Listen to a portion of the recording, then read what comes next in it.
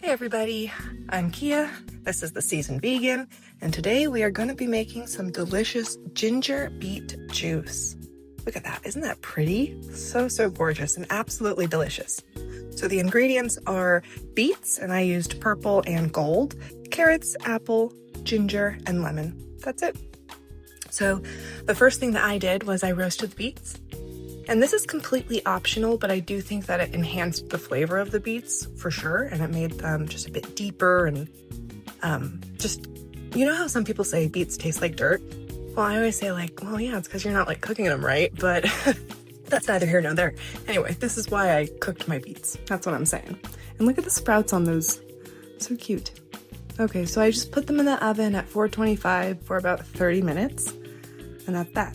And in the meantime, I'm gonna chop up everything else, and since we're gonna be putting all of these ingredients into a blender, we don't need to be perfect about how we're chopping these. It's just a rough chop. Oh yeah, my little helper, who is always by my side when I'm cooking, he saw that I was prepping his favorite. He absolutely loves carrots, so I couldn't resist. He's just so good. He's so sweet. He's a really, really good boy. This is Captain, by the way, if I haven't officially introduced him yet. He's the 4-year-old husky from the shelter, and he's absolutely perfect. He's a good boy. Okay, back to the ginger beet juice. Bye, Captain. So yeah, I just went ahead and I rough chopped up the ginger as well. I just peeled it real quick. And honestly, I didn't need to chop the ginger, but I did. I guess I was feeling extra. But yeah, the Vitamix is pretty good. If that's what you're using, you can just throw that in and it'll blend it up, no problem. And then I used my apple peeler or apple corer. I'm not quite sure what this is called. Apple slicer? I used it. Made it very, very easy to get everything separated. And then I just chopped it on up. I mean, this is so straightforward. I really don't need to be showing you guys this, but here we are. Here we all are. There we go. Anyway, I hope you guys are having a pretty good week. It is Friday, hell yeah. So good. Go ahead and make yourself this juice this weekend, and I swear it'll help you feel so energized and refreshed and good for the rest of the week. I've been drinking it all week and I love it. All right, so now that everything is pretty much good to go except for our beets, which are almost done, we're just gonna lay it off to the side, and I'm gonna start putting everything into this just to clear off my cutting board so that I'm ready for my beets. Also, Captain's waiting. He's hoping I'm gonna drop some carrots. He also really likes apples too, so I wasn't surprised that he was by my side for this. So yeah, here I'm just chopping up my ginger, even though you really didn't have to. Sometimes I'm just extra and I do extra things. I don't know why. There we go. And now let's juice this lemon. And I'm only going to use half of it, so I went ahead and I saved the other half. And I used it later. I think I used that later on in the week for another batch of Caesar dressing. That's right. It was so freaking good. I love that stuff. And if you want to know how to make that, I have a recipe for it. So here are the beets. Aren't they gorgeous? I feel so bad for beets, I know they don't have feelings, but they get such a bad rap. Beets are so good. They're so beautiful, but everyone's always yeah, they taste like dirt. It's well, yeah, maybe because you're not cooking them right. You gotta give them the love they deserve. That's what I learned about cooking, really. You just have to learn each ingredient and figure out how to, bring the best out from it. Look at that. Look at that. A gem.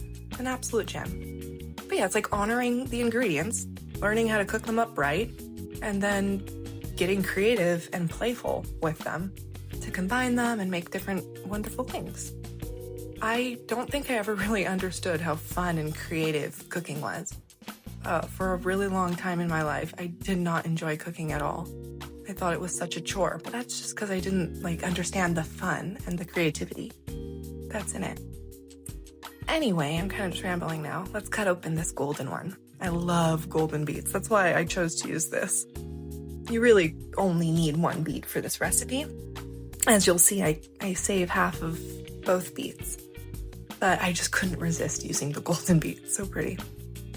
So yeah, I'm just gonna do the same here. I'm gonna chop these up, and then I'm gonna save those 2 halves back there for later on. I still have them in my fridge. I'm not sure what I want to do with them. I think I'll probably just end up throwing them on a bowl, honestly. I want to build a bowl. So here we go. I'm gonna pop these into the blender, and I am blending my juice in 2 batches because I'm making a pretty large batch. I want to have enough for the week. So that's why I have like a bowl back there full of produce and then the blender full of produce. So here we go. I'm gonna put in our lemon juice. I usually like to start with liquid when I'm blending. It just seems like the natural or logical thing to do so that everything can get going. So I did lemon juice, and then I think a cup of water, and then all the produce. And now we're gonna blend it up. Isn't that pretty? That color. That is a good color. So there we go. I think it took about a minute to blend. Maybe that's not true. Maybe like 2 minutes to blend. 2.5. Let's just say 1 to 3 minutes. 1 to 3 minutes to blend, and this is what we're left with.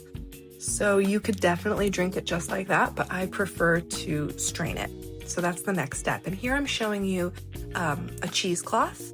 This is what I'm going to use to strain it today. Basically, I'll just kind of demonstrate. What you do is you put the juice in there, whatever you're straining. It could be like nut milk or something, and you strain it just like that. And here I'm showing you another option that you could use. This is a nut bag, and it's used for using nut milk, but you could also use it for juice as well. This is the Ellie's Best brand. And what you do, it's the same principle. You just pour your stuff in there and strain away. This one you can cinch and then just strain. And if you don't have either of these tools, you could also use a strainer. I'm sure that would work just fine. So today, like I said, I'm using the cheesecloth, and I'm gonna do it over the sink because these beets are messy. They stain everything. And I actually think I stained my purple Prince shirt, and I'm kind of sad about it. But the color of beets isn't that bad, I guess. So it might have just enhanced it. It might have just added character to the shirt. I don't know. But here we go. I'm gonna do this in batches so that I don't overflow my cheesecloth, you know. I think it took about 4 batches, but here we go. Just kind of lift it up and start squeezing out the liquid. It's actually a pretty fun process. I enjoy it. I think it's very meditative and nice. But yeah, what you're gonna want to do is just squeeze out as much liquid as you possibly can. And that is it. That is it. And I guess if I could describe the texture, it's like when you're squeezing it, it's like a wet water balloon when it's full of the juice. And then you want to get it to the point where it feels like wet sand is in there. And then you know, like, most of the liquid is gone. So, yep, that's that. I'm just kind of showing you this first batch, and then I'll just cut through the rest of it because it's pretty repetitive. Isn't that juice absolutely gorgeous though? So good. Also, it's pretty obvious, but whatever cheesecloth or nut bag you use, if you're using beets with it, it's gonna be pink. It's gonna be pink from here on out. So keep that in mind. So there we go. See how it's kind of looking like just wet sand is in there? You can tell most of the moisture is gone. And you can try and get all of it out, but I mean, you don't have to. Just do as much as you want. And then with this pulp that's left over, I'm actually not going to throw it away. I'm going to save it, and I'll show you what I do with that later on in the video. So I'm just going to put it aside in this bowl. Here we go. And then we'll just carry on with that process and keep going until all of the juice from the blender is strained. Bada boom, bada bang. So there we go. That's what the cheesecloth looks like after. And it's called a cheesecloth, by the way, because it's used to make cheeses. Maybe I can show you guys how to do that one day on the channel too. Show you guys how to make cheese, vegan cheese. So here we go. We're gonna just use this funnel and get the juice into our pitcher.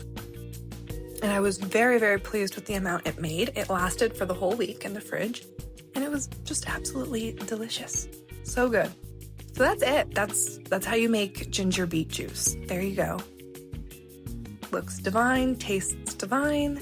Oh yeah, I said I was going to show you what to do with the pulp. So here we go. I'm just going to take it over here to my counter, and I have my ice maker. And what I do is I freeze the pulp for smoothies later. So I just freeze them into these little cubes, and then I can just pop them out and throw them in smoothies, you know, as needed. So boom, put it in this freezer, and that's what I do with it. So now let's taste this juice, guys. Look at that. That looks so good. I was proud of this one. And it was really scrumptious. Like, that's the word that I want to use, because I don't know what I was expecting, really, but I was really pleased with how it tasted. Look. It's so drinkable. It's sweet because of the carrot and the apple. It just feels like healthy because of the ginger. It has that nice, like, kind of kick with the ginger, and then a little bit of tang with the lemon juice. And then the beets add this just earthiness.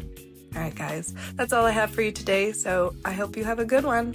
I'll see you next week. Bye.